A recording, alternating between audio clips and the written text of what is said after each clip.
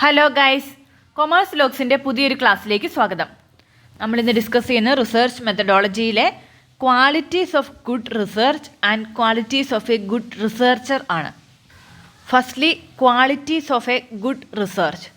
ഒരു നല്ല റിസർച്ചിൻ്റെ ക്വാളിറ്റി അല്ലെങ്കിൽ ഫീച്ചേഴ്സ് എന്തൊക്കെയാണ്?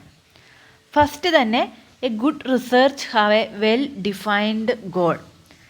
എല്ലാ റിസർച്ചിനും ഒരു സ്പെസിഫൈഡ് ഗോൾ അഥവാ റിസർച്ച് പ്രോബ്ലം കാണണം.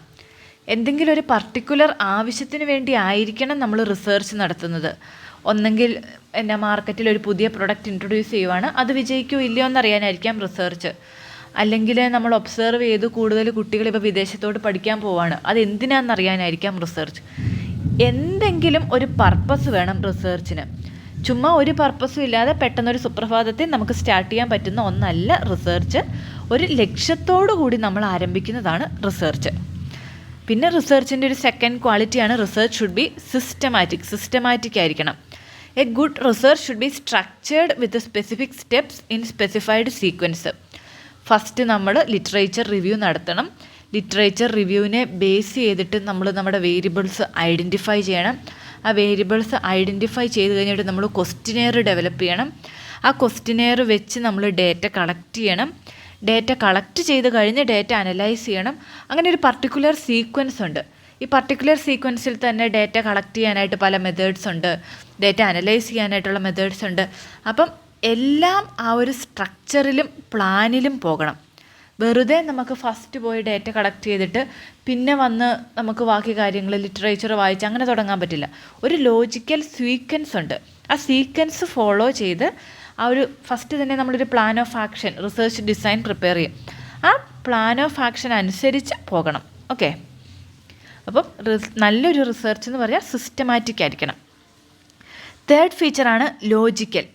There should be logical arguments for communication of ideas and to support research conclusions. നമ്മൾ ഒരു റിസർച്ച് ചെയ്യുമ്പോൾ നമ്മൾ പറയുന്ന സ്റ്റേറ്റ്മെൻറ്റ് ഓഫ് ദ പ്രോബ്ലത്തെ സപ്പോർട്ട് ചെയ്യാനായിട്ട് വാലിഡ് ആയിട്ടുള്ള പ്രീവിയസ് സ്റ്റഡീസ് അല്ലെങ്കിൽ തിയറി കാണണം.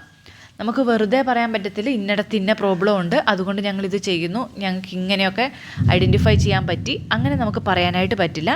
എല്ലാം ലോജിക്കൽ ആവണം. ക്ലിയർ ആയിട്ടുള്ള എവിഡൻസ് സപ്പോർട്ട് ചെയ്ത് മാത്രമേ നമുക്ക് എന്തും പറയാനായിട്ട് പറ്റുള്ളൂ. അടുത്തത്, research should be empirical. Theory മാത്രം ബേസ് ചെയ്തിട്ടല്ല, റിയൽ ലൈഫിൽ നമ്മൾ കളക്ട് ചെയ്യുന്ന ഡേറ്റയും ബേസ് ചെയ്തിട്ടാണ് നല്ലൊരു റിസർച്ച്. സോ റിയൽ ലൈഫിൽ നമ്മൾ കളക്ട് ചെയ്യുന്ന ഡേറ്റ വാലിഡ് ആണെങ്കിൽ മാത്രമേ നമുക്ക് വാലിഡ് ആയിട്ടുള്ള റിസർച്ച് റിസൾട്ട്സ് കിട്ടും. സോ കോൺക്രീറ്റ് ആയിട്ടുള്ള ഡേറ്റ കളക്ട് ചെയ്ത് അതിനെ ബേസ് ചെയ്ത് നടത്തുന്ന ഒരു സ്റ്റഡിയാണ് research. So research should be empirical. Okay, next ഒരു ക്വാളിറ്റിയാണ് വേരിഫയബിൾ.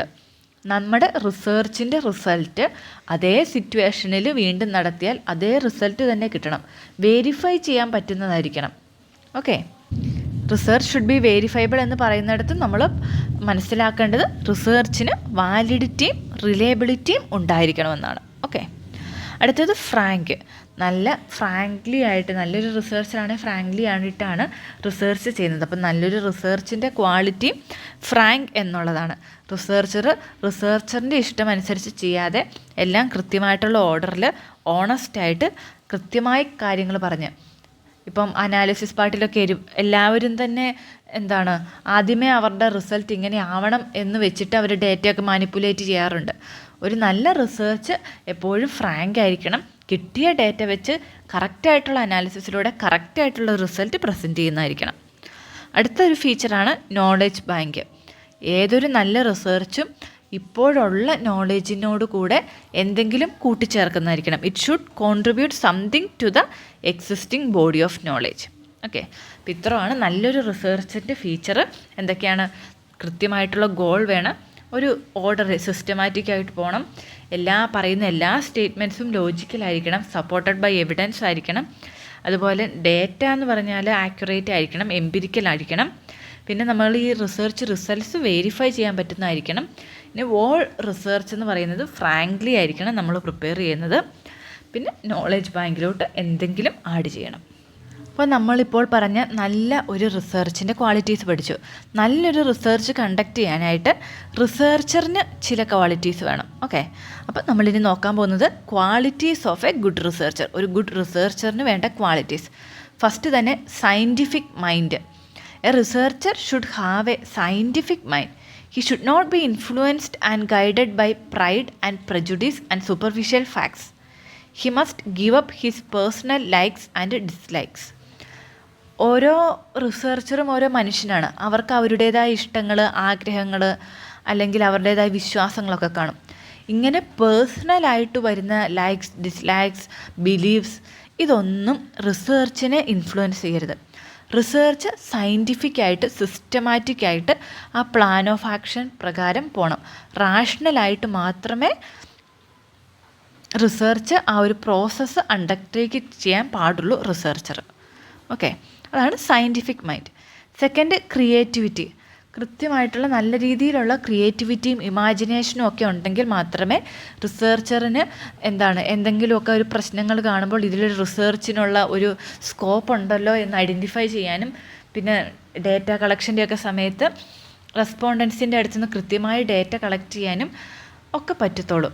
അതുപോലെ കൃത്യമായിട്ടുള്ള രീതിയിൽ വേരിയബിൾസ് ഐഡൻറ്റിഫൈ ചെയ്യാനായിട്ടും, അതുപോലെ കൃത്യമായിട്ടെല്ലാം പ്രസൻറ്റ് ചെയ്യാനായിട്ടും, എല്ലാ ഐഡിയാസും റിസർച്ച് റിപ്പോർട്ടിൽ കൃത്യമായിട്ട് എല്ലാവർക്കും മനസ്സിലാവുന്ന രീതിയിൽ പ്രസൻറ്റ് ചെയ്യാനായിട്ടൊക്കെ റിസർച്ചർക്ക് ക്രിയേറ്റിവിറ്റി ആവശ്യമാണ്. അടുത്തത്, research should B unbiased. Researcher unbiased ആയിരിക്കണം.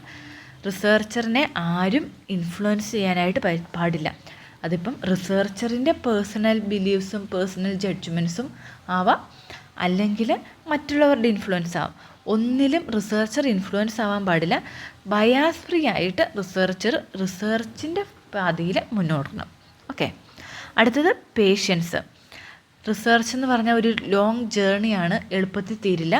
സോ ആ ഒരു ഹോൾ പ്രോസസ്സും കംപ്ലീറ്റ് ചെയ്യാനായിട്ട് പേഷ്യൻസ് ആവശ്യമാണ്. ചില സമയത്ത് നമ്മൾ ഉദ്ദേശിക്കുന്ന പോലെ കാര്യങ്ങൾ നടക്കില്ല, ഒരുപാട് ഫെയിലിയേഴ്സ് വരും.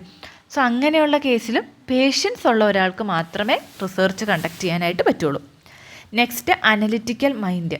എല്ലാം അനലൈസ് ചെയ്ത് ലോജിക്കലായിട്ട് ഫൈൻഡിങ്സ് കണ്ടുപിടിക്കാനൊക്കെ ഒരു അനലിറ്റിക്കൽ മൈൻഡ് ഉണ്ടെങ്കിൽ മാത്രമേ റിസർച്ച് നല്ല രീതിയിൽ ചെയ്യാൻ പറ്റുള്ളൂ. അല്ലെങ്കിൽ ഈ ഡേറ്റ അനാലിസിസിനൊക്കെ മറ്റുള്ളവരെ ഏൽപ്പിക്കേണ്ടതായിട്ട് വരും. ഓക്കെ, നെക്സ്റ്റ് ഒരു ഫീച്ചറാണ് കമ്മ്യൂണിക്കേഷൻ സ്കില്ല്.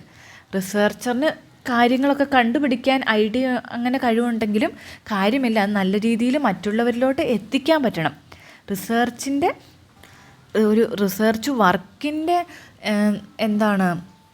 ക്വാളിറ്റി എന്ന് പറയുന്നത് അത് കൂടുതൽ ആൾക്കാർ വായിക്കുക, അല്ലെ കൂടുതൽ പേര് അത് റെഫർ ചെയ്യുക, അത് വെച്ച് പുതിയ സ്റ്റഡികൾ ചെയ്യുക, അങ്ങനെയൊക്കെയാണ്. അതൊക്കെ നടക്കണമെങ്കിൽ റിസർച്ചറിന് കൃത്യമായ നല്ല രീതിയിലുള്ള കമ്മ്യൂണിക്കേഷൻ സ്കിൽ ഉണ്ടാവണം. കമ്മ്യൂണിക്കേഷൻ സ്കില്ല് മാത്രം പോരാ, ടെക്നിക്കൽ നോളേജും ഉണ്ടായിരിക്കണം. ഡേറ്റ അനാലിസിസ് എങ്ങനെയായിരിക്കണം, അല്ലെങ്കിൽ ഡേറ്റ കളക്ഷൻ എന്തൊക്കെ മെത്തേഡ്സ് ഉണ്ട്, അങ്ങനെ ടെക്നിക്കലായിട്ടുള്ള അറിവും വേണം, കമ്മ്യൂണിക്കേഷൻ സ്കില്ലും വേണം. ഓക്കെ, ഇനി നെക്സ്റ്റ് ഒരു റിസർച്ചറിൻ്റെ ക്വാളിറ്റിയാണ് സീക്കർ ഓഫ് ട്രൂത്ത്. സത്യാന്വേഷി ആയിരിക്കണം. സത്യം അറിയാനുള്ളൊരു താല്പര്യം വേണം, ആഗ്രഹം വേണം. അങ്ങനെയുണ്ടെങ്കിൽ മാത്രമേ റിസർച്ചറിന് റിസർച്ച് ഫീൽഡിൽ ശോഭിക്കാനായിട്ട് പറ്റുള്ളൂ. അതുപോലെ എഡ്യൂക്കേറ്റഡ് ആയിരിക്കണം. ആർക്കും പോയി റിസർച്ച് ചെയ്യാനായിട്ട് പറ്റത്തില്ല. ഒരു മിനിമം എഡ്യൂക്കേഷൻ ക്വാളിഫിക്കേഷൻ വേണം റിസർച്ചർ ആകുന്നതിന് വേണ്ടി. അതുപോലെ റിസർച്ചർ ഒബ്ജക്റ്റീവ് ആയിരിക്കണം. റിസർച്ചറിൻ്റെ സെൻറ്റിമെൻറ്റ്സും ഇമോഷൻസും ഒക്കെ മാറ്റി വെച്ചിട്ട് എല്ലാം ഒബ്ജക്റ്റീവായിട്ട് ഓപ്പൺ മൈൻഡഡ് ആയിട്ട് കണ്ടുവേണം ഡേറ്റ കളക്ട് ചെയ്യാൻ, അനലൈസ് ചെയ്യാൻ, ഇൻ്റർപ്രറ്റ് ചെയ്യാൻ, റിപ്പോർട്ട് പ്രിപ്പയർ ചെയ്യാനായിട്ട്, എല്ലാം ചെയ്യാനായിട്ട്. ഓക്കെ, അപ്പോൾ എന്തൊക്കെയാണ് ഒരു റിസർച്ചറിൻ്റെ ക്വാളിറ്റീസ്?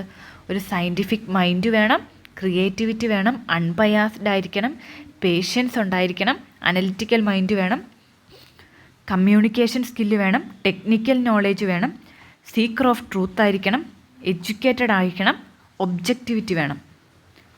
അപ്പോൾ എല്ലാവർക്കും ക്വാളിറ്റീസ് ഓഫ് റിസർച്ചും റിസർച്ചറും ക്ലിയർ ആയെന്ന് വിശ്വസിക്കുന്നു. Thanks for watching.